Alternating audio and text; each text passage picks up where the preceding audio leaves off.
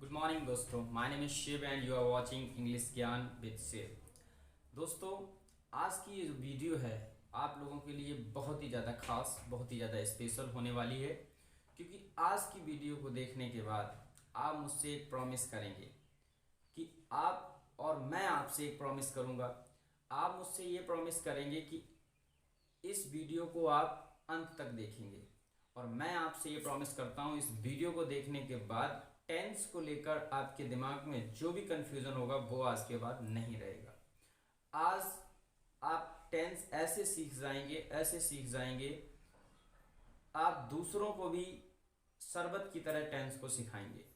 तो बिना टाइम को ख़राब किए हुए हम अपनी वीडियो को स्टार्ट करते हैं, और हमारे साथ आप अंत तक बने रहिए, आपको बहुत कुछ नया सीखने को मिलेगा। दोस्तों, टेंस टेंस टेंस टेंस कितना भेजा खाने वाली चीज़ है।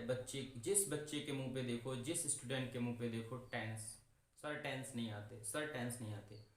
आज आपका डर खत्म। टेंस आज आपके दिमाग में नहीं बल्कि दिल में भी बैठ जाएंगे, और टेंस को लेकर आपको कोई कंफ्यूजन नहीं होगा। तो देखिए, शुरू करते हैं। देखिए, टेंस टेंस सबसे पहले होता क्या है समझ लीजिए ध्यान से। देखिए, यहाँ पर मैंने लिखा हुआ है टेंस, टेंस लिखा हुआ है। अब टेंस का मतलब होता है काल। तो बहुत सारे बच्चे समझेंगे काल, सर काल मृत्यु वाला तो काल नहीं, मेरा काल आ गया। नहीं नहीं नहीं, ऐसा नहीं समझना आपको। टेंस का मतलब होता है काल, यानी कि कोई भी काम किस समय पर हो रहा है, इसका मतलब ये होता है। टेंस को हम समय भी कह सकते हैं, टाइम भी कह सकते हैं। यहाँ देख सकते हैं आप, मैंने लिखा हुआ है यहाँ पर टाइम को आप देख लीजिए कि टेंस को आप काल भी कहते हैं, इसे समय भी कहते हैं। कि टेंस का मतलब ही ये होता है कि कौन सा काम किस समय पर हो रहा है। देखिए, टेंस जो होते हैं मेरे प्यारे बच्चों, ये मुख्यतः 3 प्रकार के होते हैं। आप लोगों के दिल में कंफ्यूजन आ रहा होगा, सर 3 प्रकार के टेंस तो बहुत सारे होते हैं। नहीं नहीं, ध्यान से वीडियो को देखते रहिए, आने वाले समय में कोई आपको कंफ्यूजन नहीं होगा। मेरे प्यारे दोस्तों, देखिए टेंस 3 प्रकार के होते हैं। टेंस तो 3 प्रकार के होते हैं, लेकिन कौन कौन से होते हैं पहले देख लीजिए। Present tense, past tense, future tense. ये टेंस आपसे कभी भी कोई भी पूछता है कि टेंस कितने होते हैं, तो आप 3 ही प्रकार के टेंस बताएंगे, उसे ज़्यादा या कम नहीं बताएंगे। प्रेजेंट टेंस, पास्ट टेंस और फ्यूचर टेंस। इसके बाद कोई चौथा आप नहीं बताएंगे। इन्हें हिंदी में समझ लीजिए। प्रेजेंट टेंस को हिंदी में वर्तमान काल, पास्ट टेंस को हिंदी में भूतकाल, भूतकाल भूत वाला नहीं समझना, डरना नहीं। फ्यूचर टेंस को हिंदी में भविष्य काल। इन तीनों का मतलब ये होता है कि प्रेजेंट टेंस मतलब प्रेजेंट, जो काम अभी वर्तमान में हो रहा है। जैसे कि अभी आगे आने वाले वीडियो में आपको सारा सब कुछ पता चल जाएगा। जैसे कि मैं एग्जांपल फिर भी समझा देता हूँ। मैं कहूँ मैं आपको अंग्रेजी पढ़ाता हूँ, तो अभी पढ़ा रहा हूँ ना, तो वो प्रेजेंट की बात कर रहे हैं। मैंने आपको अंग्रेजी पढ़ाई थी, तो पढ़ाई थी, अभी नहीं पढ़ा रहा हूँ ना पढ़ाऊंगा, मतलब पढ़ाई थी, तो वो पास्ट की बात, उसे हम भूत में कहते हैं, भूतकाल कहते हैं। मैं आपको अंग्रेजी पढ़ाऊंगा, वो फ्यूचर की बात हो जाती है। भविष्य में आपको अंग्रेजी पढ़ाऊंगा, ना भी पढ़ा रहा हूँ ना आपको पढ़ाई थी। इतनी बात आपके अच्छे से समझ में आ गई होगी। अब देखिए, यहाँ पर एक मैंने नोट हेडिंग दी हुई है, यहाँ लिखा है इन तीनों के 4 भाग होते हैं। अब ध्यान से यहाँ पर ये समझने की बात ये है, यहाँ पर ये कह रहे हैं कि इन तीनों के, यानी कि प्रेजेंट टेंस के, पास्ट टेंस के और फ्यूचर टेंस के 4 भाग होते हैं। कौन कौन से वो 4 भाग हैं? इंडेफिनिट, कॉन्टिन्यूस, परफेक्ट और परफेक्ट कॉन्टिन्यूस। अब आप बोलेंगे सर ये तो 4 ही भाग लिखे हैं, आपने तो कहा सर इन तीनों के 4 भाग होते हैं। तो देखिए दोस्तों, यहां पर लगा इन तीनों के 4 भाग, यही चारों भाग इन तीनों टेंसों के हैं। यानी कि मान लीजिए 3 भाई हैं, इन ये इसके 4 बच्चे ये हैं, इसके भी यही 4 बच्चे हैं, इसके भी 4, मतलब ना बच्चे अलग अलग हैं, लेकिन तीनों भाइयों ने अपने अपने बच्चों के जो नाम हैं वो क्या कर लिया है, सेम रख लिए। कहते हैं ना, कुछ लड़ाई झगड़ा हो तो मेरे बच्चे का नाम मोहिनी है तो मैं भी अपने बच्ची का नाम मोहिनी रखूंगा। बहुत सारे होते हैं, आप देखा होगा आप लोग। तो यहाँ पर ये समझ लीजिए, देखिए 4 जो भाग होते हैं ये तीनों के हैं। पढ़ेंगे कैसे आप? जैसे कि आप शुरुआत जब करेंगे, जैसे आपकी प्रेजेंट से शुरुआत होगी, तो पहले आप पढ़ेंगे present indefinite, present continuous, present perfect, present perfect continuous. तो ये प्रेजेंट के चारों भाग पड़ जाएंगे। फिर पास्ट का सेम प्रोसेस चलेगा, फ्यूचर का भी सेम प्रोसेस चलेगा। अब इस तरीके से आप समझ सकते हैं, यहाँ पर जब 4 इसके पढ़ेंगे, 4 इसके पढ़ेंगे, 4 इसके पढ़ेंगे, तो 4 मतलब 4 में मल्टीप्लाई 3 का करेंगे तो जाहिर सी बात है हमारे जो सेंटेंस बनेंगे वो 12 बन जाएंगे, 12 बन जाएंगे। हम 12 सेंटेंसों की स्टडी करेंगे, आगे आने वाले समय में आपको सारा सब कुछ पता चल जाएगा। अब देखिए इतना सीखने के बाद आपको थोड़ा सा यहाँ पर ध्यान देना है। ये ध्यान रखें, 2 चीजें यहाँ पर समझ लें, बस आपका टेंस समझ लो क्लियर होने वाला है, कोई आपको दिक्कत नहीं आने वाली है। देखिए यहाँ पर लिखा, ध्यान रखें, टेंस जब आप बनाएंगे, आगे अभी आपको समझाएंगे, तो आप केवल 3 चीजों का ध्यान रखेंगे। सब्जेक्ट पहला, दूसरा वर्ब, तीसरा ऑब्जेक्ट। यानी कि इसे सब्जेक्ट को कर्ता कहते हैं, यानी जो भी सेंटेंस में कार्य कर रहा होगा। जैसे मैं अंग्रेजी पढ़ाता हूं तो इसमें जो मैं हूं वो सब्जेक्ट हूं, यानी जो इंसान काम को करता है और जिस कार्य को करता है वो क्रिया होती है। जैसे पढ़ाना एक क्रिया है, मैं पढ़ा रहा हूं तो एक क्रिया है। ऑब्जेक्ट किसे पढ़ा रहा हूं, जैसे मैंने कहा कि मैं तुम्हें पढ़ा रहा हूं तो तुम जो हो वो ऑब्जेक्ट हो। मैं अंग्रेजी पढ़ा रहा हूं तो अंग्रेजी ऑब्जेक्ट है। यानी कि जो काम करने वाला होता है उसे सब्जेक्ट कहते हैं, और जो कार्य को कर रहा होता है वो क्रिया होती है, और जो जिस कार्य को कर रहा होता है वो ऑब्जेक्ट होता है। इतनी बात आपको समझ में आ गई होगी। इसके बाद आप पेशेंस के साथ हमारे साथ इस वीडियो में बने रहिए। अभी मैं आपको प्रेजेंट इंडेफिनिट से शुरुआत करता हूं कि टेंस कैसे आप सीखेंगे प्रेजेंट इंडेफिनिट की। चलिए आगे आपको यहां से सीखें। देखिए इसके बाद आप क्या समझेंगे, जैसे कि मैंने आपको ये सारी चीजें बता दी। अब आपका फर्स्ट सेंटेंस कौन सा था, प्रेजेंट टेंस। तो देखिए फर्स्ट सेंटेंस हमने यहाँ पर लिख दिया हुआ है कि ये लिखा है प्रेजेंट, और प्रेजेंट का पहला भाग है इंडेफिनिट, तो ये पहला हमारा बन जाएगा प्रेजेंट इंडेफिनिट टेंस। ये बन गया। अब ये प्रेजेंट इंडेफिनिट को धीरे से समझ लीजिए। देखिए पहचान, अगर प्रेजेंट इंडेफिनिट को आइडेंटिफाई करना हो तो कैसे करेंगे आप। देखिए मुख्य क्रिया के अंत में, मैंने बहुत ही साधारण और सरल भाषा में समझाया है, और हर बच्चे के ये बात समझ में आनी चाहिए। पेशेंस के साथ आप बने रहिए, क्योंकि हर चीज़ एक दिन में नहीं बल्कि एक दिन जरूर होती है। तो देखिए मुख्य क्रिया के अंत में ता है, ती है, ते हैं, यानी कि ये शब्द जब आते हैं तो हम प्रेजेंट इंडेफिनिट को रिकॉग्नाइज कर लेते हैं, ये सेंटेंस जो है प्रेजेंट इंडेफिनिट का है। जैसे मैं पढ़ाता हूँ, ता हूँ, मैं लिखता हूँ, खाता हूँ, पीता हूँ, सोता हूँ, भागता हूँ, ये सारे जो कार्य होते हैं ताहे में आते हैं, प्रेजेंट इंडेफिनिट में आते हैं। इतनी तो बात हम समझ जाते हैं। कुछ महत्वपूर्ण नियम 4 लाइनों के यहाँ पर देख लीजिए, फिर मैं आपको एज अ फॉर्मूला दूंगा, एक ट्रिक दे दूंगा, उससे आप प्रेजेंट इंडेफिनिट को देखते ही सेंटेंस को बना देंगे। देखिए हमें देख ला, मैंने लिखा है कि साधारण सिंगुलर सब्जेक्ट के साथ, पहला बहुत ध्यान से समझिए, साधारण सिंगुलर सब्जेक्ट, यानी अगर वाक्य आपका साधारण है, ना तो उसमें नॉट लगा है, नहीं लगा है, ना क्या, कब, क्यों, कहाँ, कुछ नहीं है, सादा, और सब्जेक्ट जो है उसका सिंगुलर यानी कि एक वचन है, तो मुख्य क्रिया में एस या ईएस जोड़ना है, ध्यान रखना है। यानी कि वाक्य हमारा अगर साधारण है और सब्जेक्ट हमारा सिंगुलर है तो उसकी जो मुख्य क्रिया होगी, जैसे कि खाना है, पीना है, ये सारी मुख्य क्रियाएं होती हैं, उसमें एस या ईएस जोड़ना है, किसके, अकॉर्डिंग टू मुख्य क्रिया, according to main verb. Number देखिए साधारण प्लूरल सब्जेक्ट में, अगर वाक्य साधारण है, सब्जेक्ट प्लूरल है, तो एस या ईएस नहीं जोड़ना है, तो एस या ईएस नहीं जोड़ना है, इतना ध्यान रखना है। इसके बाद आप क्या करेंगे, देखिए यहां पर समझ लेंगे थोड़ा सा। देखिए यहां लिखा है नेगेटिव वाक्य आ जाए, ये तो साधारण की बात हो गई। अगर वाक्य आपका नेगेटिव आ जाए तो फिर क्या करेंगे, अगर आप नेगेटिव वाक्य है तो सिंगुलर के साथ डज नॉट, यानी कि आप इतना समझ गए प्रेजेंट इंडेफिनिट की जो हेल्पिंग वर्ब होती है वो डू और डज होती है, डज नॉट, और प्लूरल के साथ डू नॉट का प्रयोग करेंगे। इसके बाद प्लूरल के साथ डू नॉट लगाएंगे। इंटेरोगेटिव आ जाए, देखिए इंटेरोगेटिव एक WH फैमिली वाला होता है, एक क्या जब पहले आता है वो भी इंटेरोगेटिव होता है, लेकिन आपको पहले क्या वाला समझना है। जब वाक्य में क्या शब्द पहले आता है वो इंटेरोगेटिव वाक्य है, तो उसमें डू या डज पहले लगाते हैं अकॉर्डिंग टू सब्जेक्ट, सब्जेक्ट के अनुसार हम डू या डज को पहले लगा देते हैं। इतनी बात समझ में आनी आगे होगी आपकी। आपसे मेरी एक निवेदन है कि जितने भी बच्चे हमारी इस वीडियो को देख रहे हैं, कृपया कॉपी और कलम लेके बैठें। जो भी आपको पॉइंट मैं दिखा रहा हूँ यहाँ पर या पढ़ा रहा हूँ, उन्हें नोट डाउन करते रहिए और इस वीडियो को एक बार नहीं, 2 बार नहीं, 3 बार देखिए। आपको सेंटेंस में कोई क्लियरिटी में कंफ्यूजन नहीं रहेगा। आगे देखिए, मेरा थोड़ा व्हाइट बोर्ड छोटा है, इसके लिए मैं आप लोगों से माफ़ी चाहता हूँ, क्योंकि मेरा सेटअप अभी इतना बड़ा नहीं है।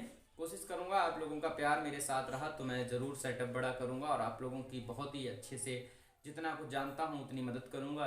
एडवांस लेवल के भी वीडियो दूंगा और बहुत सारी रिक्वेस्ट हमारे पास आ रही हैं कि सर आप इंग्लिश बोलना सिखाइए। तो मैं बहुत ही जल्दी आपको एक कोर्स लॉन्च करने वाला हूँ, स्पीकिंग कोर्स। उसमें मैं आपको प्लेलिस्ट में डाल दूंगा और डेली आपको एक अंग्रेजी बोलना कैसे सीखते हैं वो आपको सिखाऊंगा। लेकिन अभी पेशेंस के साथ ये छोटी चीज़ों को सीख लीजिए। इसे मैं थोड़ा मतलब डिलीट कर देता हूँ। जिस बच्चे को चाहिए वो स्क्रीनशॉट भी ले सकता है और नहीं तो वो अपनी कॉपी में डाउन भी कर सकता है। इसे मैं हटा देता हूँ। अब देखिए, बहुत ही ध्यान से समझने के लिए है। देखिए, मैं आपको कुछ फॉर्मूले यहाँ पर लिखा देता हूँ। देखिए, यहाँ पर ध्यान से समझ लीजिए। देखिए, जैसे मैंने यहाँ पर लिखा है, देखिए, अगर आपका वाक्य साधारण है, देखिए साधारण मैं लिखा दे रहा हूँ, साधारण लिखिए यहाँ पर। अगर आपका वाक्य साधारण है तो आप क्या करेंगे, सबसे पहले सब्जेक्ट लिखेंगे। सब्जेक्ट, सबसे पहले सब्जेक्ट लिखने के बाद आप क्या करेंगे, उसके बाद मैन वर्ब लिखेंगे। यहाँ पर मैन वर्ब मतलब यानी कि मुख्य क्रिया, और उसी मुख्य क्रिया में आप एस या ईएस लगा देंगे। फिर आप ऑब्जेक्ट लिखेंगे। इतना आपको ध्यान रखना। अगर आपका प्लूरल वाला है तो एस या ईएस नहीं लगाएंगे, वो तो आपको समझ में आई गई हुई। इसके बाद आता है हमारा वाक्य नकारात्मक।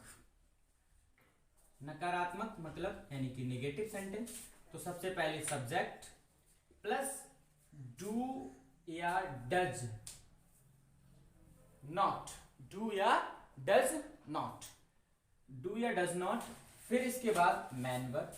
अच्छा, एक बात और ध्यान रखना है, जब आपका डू या डज नॉट लगे तो मैन वर्ब में फिर ऐसे एस नहीं लगानी है, चाहे फिर आप मतलब सब्जेक्ट आपका सिंगुलर हो या फिर प्लूरल हो। इसके बाद फिर आपको ऑब्जेक्ट लगाना है। ठीक है, कितना बात समझ। फिर इसके बाद आता है इंटेरोगेटिव फर्स्ट यानी कि प्रश्नवाचक वाक्य, सॉरी प्रश्नवाचक वाक्य। तो आपको प्रश्नवाचक वाक्य में क्या करना है, मैंने आपको पहले ही बता दिया था, ये नोट डाउन करते रहिए। आपको सबसे पहले तो डू या डज लगाना है अकॉर्डिंग टू सब्जेक्ट। ठीक है, सब्जेक्ट के अनुसार ही आप लगाएंगे। ठीक है, डू या डज लगाएंगे, फिर आप सब्जेक्ट लगाएंगे, फिर इसके बाद आप क्या करेंगे, मैन वर्ब को लगाएंगे, मैन वर्ब, फिर इसके बाद ऑब्जेक्ट लगाएंगे। ठीक है, फिर प्रश्नवाचक WH फैमिली का अगर आ जाता है, मैं आपको WH फैमिली की अगर जिस बच्चे को कंफ्यूजन होता है तो मैं वीडियो बना दूंगा, आप कमेंट सेक्शन में लिख दीजिए अगर WH फैमिली नहीं आती है। WH फैमिली का अगर आपके आता है यानी कि क्या, कब, क्यों, कहाँ आता है, तो सबसे पहले तो WH फैमिली ही लिखेंगे आप यहाँ पर। WH प्लस आप लिखेंगे हेल्पिंग वर्ब यानी कि डू या डज में से कोई एक, plus subject plus main verb plus object. इतना आपको ध्यान रखना है। ये चीजें अगर आप ध्यान रखेंगे आपको एक एक एग्जाम्पल समझ में आने वाला है। यहाँ पर इतना आपको ध्यान में रखना है बस। जैसे कि एग्जाम्पल मैं थोड़ा अभी यहीं पे दे देता हूँ, फिर ऊपर दे दूंगा, नोट डाउन तब तक कर लीजिए। एग्जाम्पल बहुत ही ध्यान से सीखेंगे, आपको टेंस में कोई कंफ्यूजन ही नहीं रहेगा। देखिए, जैसे कि मैंने यहां पर लिखा, राम अंग्रेजी पढ़ता है। अगर ये सेंटेंस आपको कोई दे और कहे ट्रांसलेट करिए आप इंग्लिश में, तो बहुत ही ध्यान से मेरे प्यारे बच्चों इस सेंटेंस को देखिएगा। यहां पर लिखा है कि राम अंग्रेजी पढ़ता है। अब देखिए यहाँ पर ता है, मैंने क्या बताया था पहचान में, प्रेजेंट इंडेफिनिट में ता है, ती है। देखो त्या है तो यहाँ पर ही मेरा पूरा 100% श्योर हो गया ये प्रेजेंट इंडेफिनिट का वाक्य है। और इसमें हमारा काम करने वाला कौन है, इंसान पढ़ कौन रहा है, राम, तो ये हमारा कर्ता है। क्या काम हो रहा है, पढ़ने का, ये हमारी क्रिया है। अंग्रेजी को पढ़ रहा है, ये हमारा कर्म है। तीनों चीजें पहचान ली, कर्ता क्रिया कर्म, वाक्य हो गया नरम। बच्चों को टेंशन लेने की जरूरत ही नहीं। तो देखिए राम को सबसे पहले आप यहाँ पर राम लिख देंगे राम। राम लिखने के बाद आप देखिए साधारण वाक्य है बिल्कुल, और इसमें सिंगुलर वचन है, तो आप पढ़ने की अंग्रेजी रीड लिखेंगे। मैंने क्या सब्जेक्ट फिर मैन वर्ब, तो मैन वर्ब हमारी रीड आ गई, फिर एस या एस लगाएंगे, तो यहाँ पर एस लगा देंगे रीड में। और क्या पढ़ रहा है, ऑब्जेक्ट क्या है हमारा इंग्लिश, तो हमारा यहाँ पर इंग्लिश। ये आपका वाक्य बन गया। बताइए किसी बच्चों को कोई प्रॉब्लम नहीं है? किसी बच्चों को अगर कोई डाउट है, कोई प्रॉब्लम है, तो वो कमेंट सेक्शन में विदाउट एनी हेजिटेशन लिख सकता है। मैं पूरी कोशिश करूंगा उसका रिप्लाई देने की और उसका सॉल्यूशन देने की। इतनी बात देखिए, इस फॉर्मूले के अनुसार हमने अपने वाक्य को बना दिया, कोई दिक्कत तो नहीं। इसके बाद मैं ये फॉर्मूला मिटा देता हूँ, थोड़ा व्हाइट बोर्ड छोटा है बच्चों, फॉर्मूले मिटा देता हूँ। ठीक है, चलो सारा मिटा दिया, खाने का। देखिए इसके बाद हम एग्जाम्पल नंबर 2 समझते हैं। देखिए दूसरा एग्जाम्पल समझ लीजिए, पहला मैं समझा चुका हूं, कोई दिक्कत नहीं है। जैसे मैंने कहा तुम अंग्रेजी पढ़ते हो, सेम वाक्य है, सिर्फ मैंने सब्जेक्ट को बदल दिया। तुम अंग्रेजी पढ़ते हो, देखिए तुम अंग्रेजी पढ़ते हो। अब इसमें जो तुम है ये यू, और ये मैं आपको कल मैंने एक वीडियो दी इज़ारम के प्रयोग के डाली थी, उसमें बताया था कि ये तुम जो होता है वो बहुवचन होता है, तो ये प्लूरल है। और साधारण वाक्य तो ऐसे यस नहीं लगानी है, तो पढ़ने में रीड मैन वर्ब आ गई, सेकंड वाले में मैन वर्ब आती है ना, आप देखिएगा फॉर्मूला आपने नोट डाउन किया, प्लस ऑब्जेक्ट इंग्लिश, वाक्य बन गया, कोई दिक्कत। अगला सेंटेंस देख लीजिए, इंटरोगेटिव का जो फॉर्मूला मैंने अभी आपको लिखा है। जैसे मैंने कहा क्या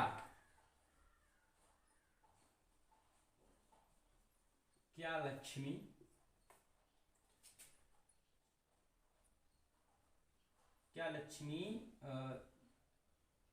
जाती है, क्या लक्ष्मी जाती है।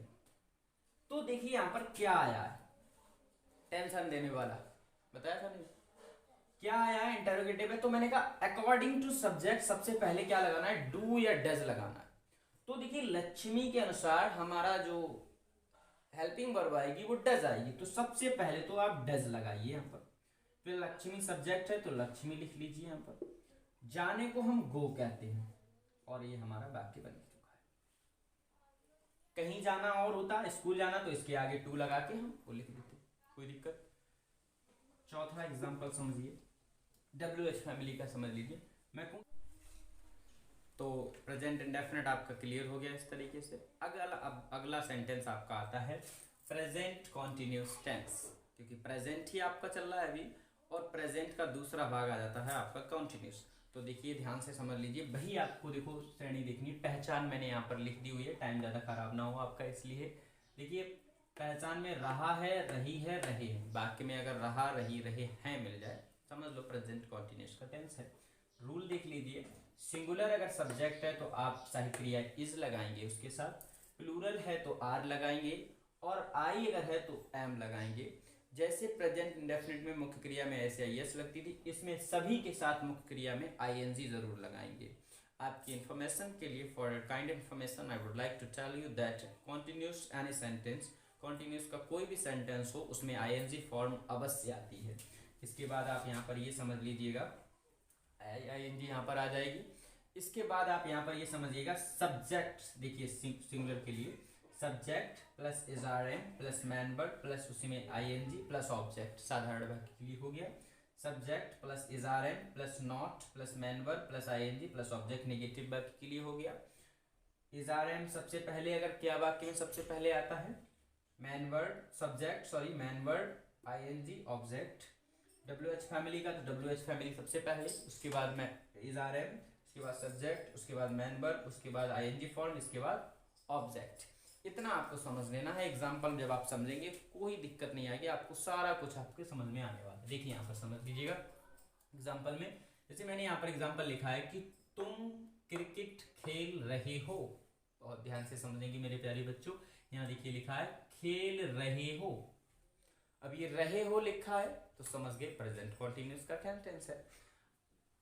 तुम की अंग्रेजी यू होती है, यू बहुवचन है, आर लगा देंगे, मैन वर्ब फिर आएगी प्ले, प्ले में क्या जोड़ देंगे आईएनजी, क्या खेल रहे हैं क्रिकेट, बाकी बन गया। मैं खाना नहीं खा रहा हूं, निगेटिव वाक्य है, रहा हूं आ रहा है, प्रेजेंट कॉन्टिन्यूस का वाक्य है।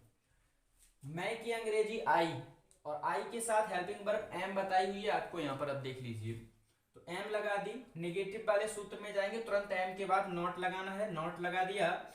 खाने को अंग्रेजी में ईट कहते हैं, तो ईट मैन वर्ब लगा दी, उसमें तुरंत आईएनजी जोड़नी है, तो ईटिंग हो गया हमारा। क्या खा रहे हैं, ऑब्जेक्ट क्या है हमारा फूड, तो हमारा फूड हो गया, बाकी बन गया। इसके बाद आप देखेंगे क्या वह सो रहा है, तो यहाँ पर क्या सबसे पहले आया, मैंने कहा according to subject is are am सबसे पहले लगाना है, इस वाले सूत्र में आप यहाँ पर देख सकते हैं। तो देखिए मैंने यहाँ वह एक वचन है तो इज लगा दिया, वह की अंग्रेजी ही बना दी, सब्जेक्ट आएगा इसके बाद। फिर इसके बाद मैन वर्ब आती है, तो मैन वर्ब देखिए स्लीपिंग है, ऑब्जेक्ट हमारा दिया नहीं तो कोई बात नहीं, हम नहीं लगाएंगे। यहाँ लिखा है माही बैटिंग क्यों कर रहा है, देखिए WH फैमिली का वाक्य आ गया है, समझ सकते हैं। WH फैमिली का जब वाक्य आ गया है आप यहाँ समझ लीजिए, देखिए WH फैमिली मैंने सबसे पहले यहाँ पर लिख दी है। इसके बाद इजारे में से कोई एक माही के अनुसार इज लगा दिया, सब्जेक्ट हमारा कौन है तो माही लगा दिया, बैटिंग करना यानी कि बैटिंग करना, बल्लेबाजी करना, माही बैटिंग क्यों कर रहा है। आशा करता हूँ आपके प्रेजेंट कॉन्टिन्यूस भी सेंटेंस आपके बहुत अच्छी तरीके से समझ में आ गए होंगे।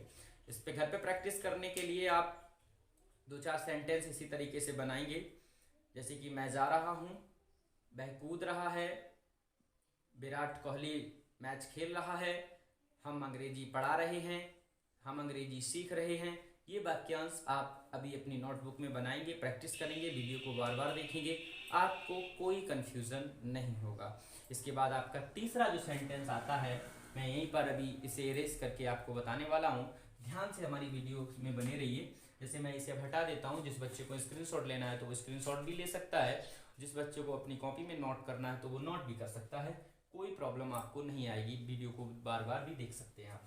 इसे मैं हटा देता हूँ यहाँ से,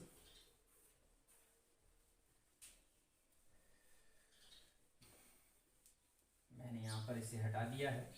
अब देखिए अगला सेंटेंस जो आपका आने वाला है वो आपका है परफेक्ट टेंस, यानी कि भाग जो आपको जो 4 बताए गए थे उसमें जो तीसरा जो है हमारा वो है परफेक्ट। तो यहाँ पर हम प्रेजेंट में सिर्फ कॉन्टिन्यूस को हटा देंगे यहाँ से, और यहाँ पर हम लिख देंगे परफेक्ट, परफेक्ट टेंस, और यहाँ पर ही तीसरा नंबर डाल देंगे, ठीक है।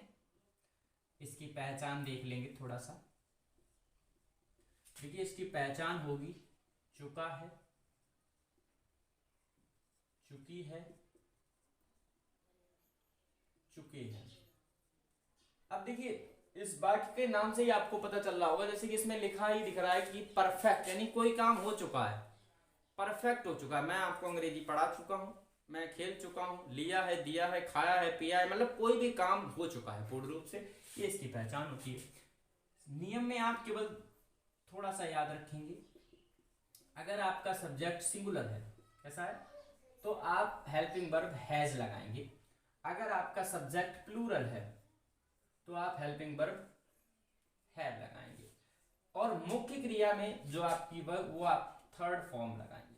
अब ये थर्ड फॉर्म में आपको कुछ बच्चों को दिक्कत आएगी, लेकिन आपको टेंशन लेने की ज़रूरत नहीं है, मैं आपके जब साथ हूँ। तो आप देखिए समझ लीजिए, आपको मैं जिस बच्चे को फॉर्म पढ़ने में कोई प्रॉब्लम आती है वो कमेंट सेक्शन में बता दे, मैं उस बच्चे के लिए एक स्पेशल वीडियो बना दूंगा जिसमें आपको first form, second form, third form का अच्छा ज्ञान करा दूंगा, कोई भी आपको प्रॉब्लम नहीं आएगी। तो इसमें थर्ड फॉर्म कैसे अभी आएगी तो मैं आपको सारी चीज़ें बता दूंगा। सूत्र आप उसी तरीके से आप यहाँ पर देख लीजिए। देखिए सबसे पहले आप सब्जेक्ट लिखेंगे, फिर इसके बाद प्लस हैज़ या हैव में से कोई एक लगाएंगे, सिंगुलर या प्लूरल को देखकर यहाँ से आप समझ लेंगे। फिर इसके बाद मैन वर्ब लगाएंगे, और man verb plus third form इसी के साथ, यानी जो मैन मुख्य क्रिया है वो तीसरी फॉर्म आएगी, प्लस ऑब्जेक्ट लगा देंगे। सिंपल। नेगेटिव का भी रूल यही है, यहाँ पर subject plus has plus have plus not, यानी कि नेगेटिव आ जाए तो नॉट आपको लगाना ही लगाना है, प्लस मैन वर्ब वो भी थर्ड फॉर्म के साथ प्लस ऑब्जेक्ट। ये नेगेटिव का हो गया आपका सेंटेंस। अगर आपका क्या सबसे पहले आता है तो मैं जैसा कि बता चुका हूँ, हैज या हैव सबसे पहले, plus subject plus main verb and verb यानी कि third form plus object. WH family आती है तो सेम प्रोसेस वही रहता है कि WH फैमिली पहले प्लस हैज या हैव जो भी लग रहा है आपका according to subject, plus subject plus main verb की थर्ड फॉर्म प्लस ऑब्जेक्ट, ये आपको ऑब्जेक्ट, ठीक है, आपको ध्यान रखना है, ठीक है। एग्जाम्पल में आप बहुत ही ध्यान से हमारे यहाँ पर समझ लेंगे। एग्जाम्पल जैसे मैंने यहाँ पर एग्जाम्पल में लिखा हुआ है, जैसे मैं यहाँ पर लिख दूं वह जा चुका है, सॉरी वह स्कूल जा चुकी है, स्कूल जा चुकी है। देखिए बहुत ध्यान से समझ लीजिए, पहचान आपको समझ में आ रही है, चुकी हो गया नहीं आ गया, प्रेजेंट परफेक्ट का टेंस है तो वह की अंग्रेजी सी होती है क्योंकि लड़की है तो सी, लड़का है तो ही। अब एक वचन है हैज, फटाक से लगा देंगे यहाँ पर सिंगुलर को देखकर, ठीक है। जाने को गो कहते हैं बच्चों, और गो की जो थर्ड फॉर्म होती है वो गॉन होती है। सी हैज गॉन टू स्कूल, वह स्कूल जा चुकी है, बन गया सेंटेंस। नेगेटिव आ जाए, मैं कहूं तुम नहीं आ चुके हो, तुम नहीं आ चुके हो, तो तुम की अंग्रेजी यू बहुवचन है तो हैव लगा देंगे फटाक से, हैव के तुरंत बाद नॉट लगाएंगे, यहां पर देख सकते हैं आप। और आने को अंग्रेजी में कम कहते हैं, कम की थर्ड फॉर्म भी कम होती है, बन गया बात, यू हैव नॉट कम। क्या वाला अगर बात किया जाए तो मैं क्या अंजलि पढ़ चुकी है,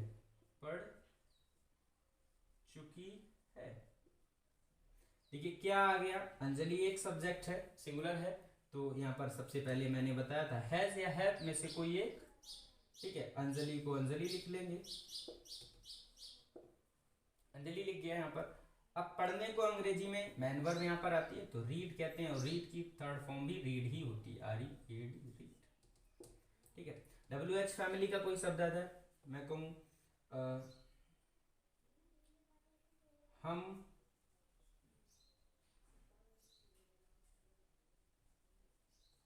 कहाँ आ चुके हैं, हम कहाँ आ चुके हैं, तो कहाँ की अंग्रेजी वेयर, सबसे पहले WH फैमिली। ये WH फैमिली की वीडियो जिस बच्चों को कोई प्रॉब्लम आती है WH फैमिली में, मुझे कमेंट सेक्शन में बता दे, उसे WH फैमिली की वीडियो मैं आपको जल्दी प्रोवाइड कराऊंगा, कोशिश करूंगा।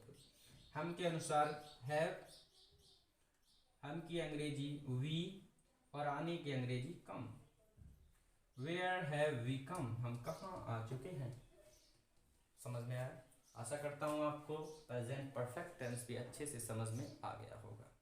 और इसके बाद जो आपका लास्ट सेंटेंस आता है प्रेजेंट का, वो है परफेक्ट कॉन्टिन्यूस टेंस, वो मैं आपको आज बता देता हूँ। इसके बाद प्रेजेंट आपका खत्म हो जाएगा, इसके बाद पास्ट के आपको चारों और फ्यूचर के आपको नेक्स्ट अगली वीडियो लेक्चर में दे दूंगा, क्योंकि वीडियो काफ़ी लंबी हो जाएगी, बच्चे बोर होते हैं देखते हुए भी। तो पास्ट के चारों सेंटेंस और फ्यूचर के सारे चारों सेंटेंस मैं आपको अगली वीडियो लेक्चर में दूंगा, लेकिन आप थोड़ी देर पेशेंस के साथ बने रहिए, जो आपको प्रेजेंट पूरा क्लियर हो जाएगा। तो ये आपके अच्छे से समझ में आ गया होगा। स्क्रीनशॉट लेना चाहें तो ले सकते हैं, और नोटबुक में अगर आप नोट डाउन करना चाहते हैं तो नोट कर सकते हैं। इसे मैं हटा देता हूँ।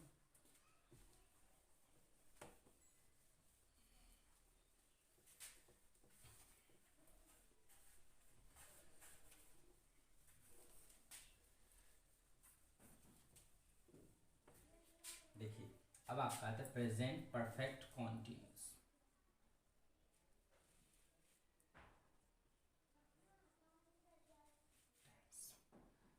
चौथा सेंटेंस है आपका पहचान। देखिए पहचान आपको जो पहचान रहा है, रही है,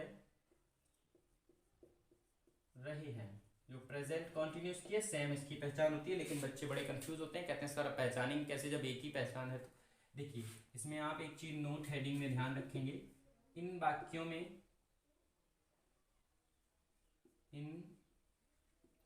वाक्यों में समय जरूर होगा, इन वाक्यों में समय अवश्य दिया होगा। बिना समय के ये वाक्य बन ही नहीं सकते। अगर बिना समय का वाक्य आ गया तो समझ लीजिए वो वाक्य आपका प्रेजेंट कॉन्टिन्यूस का है, प्रेजेंट परफेक्ट कॉन्टिन्यूस का नहीं है। ठीक है, इसकी नियम देख लीजिए। देखिए, अगर आपका सिंगुलर है वाक्य, बहुत ध्यान से समझना, सिंगुलर है अगर आपका, तो आप लगाएंगे इसमें हैज बीन। क्या लगाएंगे? Has been. और अगर आपका प्लूरल है तो आप लगाएंगे हैव बीन। Have been. और कॉन्टिन्यूस का, जैसे कि मैं पहले बता चुका हूँ, आईएनजी फॉर्म तो लगनी मुख्य हमें। कॉन्टिन्यूस का सेंटेंस कोई सा भी हो, आईएनजी तो लगाओगी ही लगाओगी। ठीक है। अच्छा, समय के लिए, अगर आपका समय निश्चित है, निश्चित, तो आप लगाएंगे सिंस। अनिश्चित है तो लगाएंगे फॉर। कोई दिक्कत? इसके बाद आपको प्रॉब्लम कोई आने वाली नहीं है। सूत्र अगर आप चाहें तो आप खुद थोड़ी मेहनत करिएगा। टीचर का काम होता है मार्गदर्शन दिखाना, मैं दिखा रहा हूं आपको। इसके सूत्र आप सेम कंडीशन में बना सकते हैं। सिर्फ आपको इतना ध्यान रखिएगा, नॉट में हैज और हैव बीन के बीच में नॉट लगाएंगे आप, हैज और हैव बीन के बीच में। एग्जाम्पल आप समझ लेंगे, कोई दिक्कत आपको नहीं आने वाली। बहुत ध्यान से आप एग्जाम्पल को समझ लेंगे। देखिए, जैसे मैंने कहा यहाँ पर एग्जाम्पल में लिखा, रानी खेल रही है, तो क्या ये सेंटेंस प्रेजेंट परफेक्ट कॉन्टिन्यूस का है? नहीं, क्योंकि ये रही है तो आ रहा है, लेकिन इसमें समय है ही नहीं। जब समय नहीं है तो प्रेजेंट कॉन्टिन्यूस का सेंटेंस है, ये प्रेजेंट परफेक्ट कॉन्टिन्यूस का सेंटेंस नहीं है। तो इसे आप हटा देंगे, इसमें समय जरूर दिखाना है हमें। तो हम लिखेंगे रानी 2 दिन से खेल रही है। 2 दिन से खेल रही है। तो रानी को लिखेंगे रानी। अच्छा, रानी एक वचन है तो हैज बीन लगाएंगे हम। रानी एक वचन है तो हैज बीन लगाएंगे। खेलने को हम प्ले कहते हैं, प्ले में आईएनजी जोड़ देंगे, प्लेइंग हो जाएगा। 4 लगा देंगे क्योंकि 2 दिन अनिश्चित समय है, 2 दिन से कौन खेलता है भाई। 4 2 डेज, TWO 2 डेज, 2 दिन से खेलता। कोई दिक्कत? निश्चित समय है। देखिए, निश्चित और अनिश्चित में इतना थोड़ा फर्क रखना। अगर सुबह आ जाए, रात आ जाए, शाम आ जाए, कोई सन आ जाए, 1999 95 कुछ भी आ जाए, ठीक है, बजे आ जाए, तो इनके साथ आप लगाना सिंस। ठीक है, घंटा आ जाए, मिनट आ जाए, दिन आ जाए, ठीक है, सप्ताह आ जाए, साल आ जाए, तो इनके साथ आप लगाना 4। ये ध्यान रखना। किसी बच्चों को कोई प्रॉब्लम? आशा करता हूँ आपको ये प्रेजेंट के सारे टेंस बहुत ही अच्छे तरीके से समझ में आ गए होंगे। और वीडियो ज़्यादा काफ़ी लंबा हो रहा है, इसलिए बच्चों को बोरिंग भी होगी एक साथ सभी चीज़ें। देखिए, प्रेजेंट के आपको आपके जो चारों सेंटेंस हैं वो पूरे हो चुके हैं, और इसके बाद आपके पास्ट और फ्यूचर के 4-4 सेंटेंस बचे हैं, 4-4 भाग। वो आपको अगली वीडियो लेक्चर में मैं आपको बता दूंगा। तब तक ये सीखिए और ध्यान से समझिए इस चीज़ को। और किसी बच्चे को कोई भी प्रॉब्लम हो तो हमारे कमेंट सेक्शन में जाकर अपने सुझाव के अनुसार, अपने दिमाग के अनुसार कमेंट कर सकता है, कह सकता है सर मुझे ये प्रॉब्लम है और मेरे ये चीज़ समझ में नहीं आई। तो मैं पूरी कोशिश करूँगा, जहाँ तक होगा उसे वीडियो देने की पूरी कोशिश करूँगा, उसका प्रॉब्लम का सॉल्यूशन देने की पूरी कोशिश करूँगा। और मेरे प्यारे दोस्तों, आपसे एक निवेदन है, जिस तरीके से आप यहाँ पर इंग्लिश सीख रहे हैं, मेरा मकसद है छोटे छोटे गरीब बच्चे जो इंग्लिश की कोचिंग लेने से डरते हैं, मतलब पैसा नहीं है उनके पास, आर्थिक प्रॉब्लम है, उन बच्चों, दूर दराज के बच्चों के लिए मैं ये वीडियो बना रहा हूँ। तो आपसे मेरा हाथ जोड़कर निवेदन है कि इस वीडियो को शेयर ज़रूर करें। आपके पास जितने व्हाट्सएप ग्रुप हैं, जितने फेसबुक ग्रुप हैं, सारे जहाँ पर शेयर करें। दूसरों की हेल्प करना ही सबसे बड़ी मदद कहलाती है, सबसे बड़ा दान कहलाता है। और अगर हमारी इस वीडियो से आपको कुछ भी सीखने को मिलता है, कुछ भी आप नया कुछ सीखते हैं, तो हमारे इस चैनल को सब्सक्राइब जरूर करें, जिससे हमारा मनोबल बढ़ता है। और हमारी इस वीडियो को लाइक करें और वीडियो को अंत तक ज़रूर देखें, इससे हमारा मनोबल बढ़ता है। अगली वीडियो बनाने के लिए मैं मोटिवेट होता हूँ, और आप लोगों के प्यार के साथ मैं इसी तरीके से वीडियो डेली रोज़ बनाऊँगा एक, और आपकी जो भी प्रॉब्लम होगी उसका सॉल्यूशन देने की कोशिश करूँगा। इसके बाद आपको कोई प्रॉब्लम नहीं होने दूंगा, ये मेरा वादा है। और इसी के साथ मैं इस वीडियो लेक्चर को ख़त्म करता हूँ। तब तक के लिए गुड बाय, जय हिंद, जय Bharat. Thank you very much for watching this video. Goodbye, take care of you all of my student.